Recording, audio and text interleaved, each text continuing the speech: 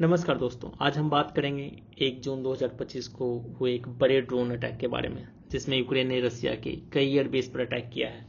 इस अटैक में रसिया के 40 से ज़्यादा मिलिट्री प्लेन्स खराब हो गए हैं। आज हम समझने की कोशिश करेंगे कि यूक्रेन ने इस हमले को कैसे प्लान किया और रसिया इस पर कैसे रिएक्ट कर सकता है।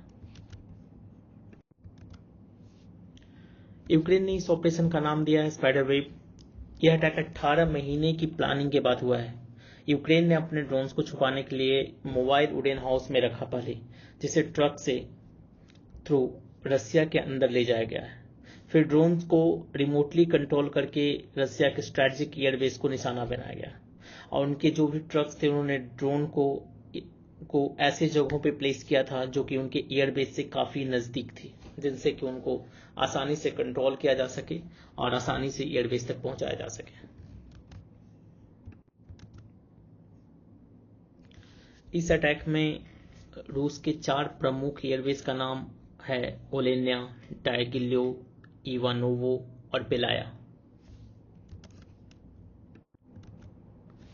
रूस के राष्ट्रपति पुतिन ने पहले भी कहा था कि अगर यूक्रेन इस तरह का हमला करता है तो उसे कई गुना विनाश झेलना पड़ेगा। इस हमले के बाद रूस की ओर से कड़ी प्रतिक्रिया की उम्मीद किया जा रहा है।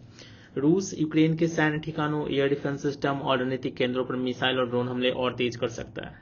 इसके अलावा रूस अपनी एयर डिफेंस सिस्टम को और मजबूत बनाने पर जोर देगा ताकि भविष्य में इस तरह के हमलों से बचा जा सके।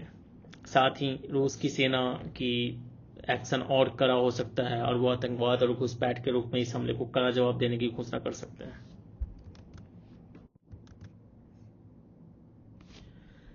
इस अटैक में रसिया के 40 से ज़्यादा एयरक्राफ्ट डिस्ट्रॉय हो गए हैं, जिसमें लॉन्ग रेंज बमर भी शामिल है। रसिया को करीब $7 बिलियन का नुकसान हुआ है, ऐसा माना जा रहा है। कुछ एयरक्राफ्ट को टायर से प्रोटेक्ट किया गया था, लेकिन ड्रोन्स ने काफ़ी डैमेज किया। यह अटैक रसिया की एयर पावर के लिए सबसे बड़ा अटैक है और सबसे बड़ा नुकसान है।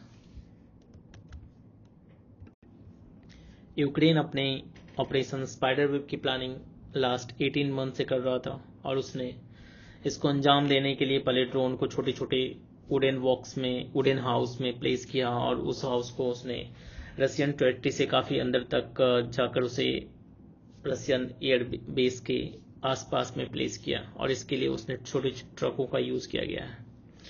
और उसके बाद इन्होंने सारे जो भी इनके ड्रोन्स थे इनको एयरबेस के आसपास में प्लेस किया और रिमोटली कंट्रोल करके इनके स्ट्रेटेजिक जो भी इनके एयरबेस थे उनको निशाना बनाया है। इस अटैक में रसिया के 40 से ज़्यादा एयरक्राफ्ट डिस्ट्रॉय हो गए, जिसमें लॉन्ग रेंज बॉम्बर भी शामिल है। हालांकि कुछ एयरक्राफ्ट को टायर से प्रोटेक्ट किया गया था, लेकिन ड्रोन्स ने काफ़ी डैमेज किया। यह अटैक रसिया के लिए काफ़ी बड़ा अटैक है और जैसा कि वीडियो फुटेज जो यूक्रेन ने जारी किया है उसमें दिखाया जा रहा है कि जो भी एयरक्राफ्ट जिस पे अटैक हुए हैं उससे जलती हुई जो आग और एक काफ़ी धुएं निकलती हुई प्रतीत हो रही है।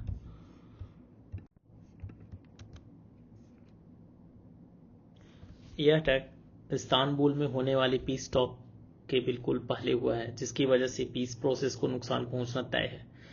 रसिया टॉक में और हार्ड लाइन हो सकता है और नेगोशिएशन मुश्किल हो सकती है यूक्रेन के लिए।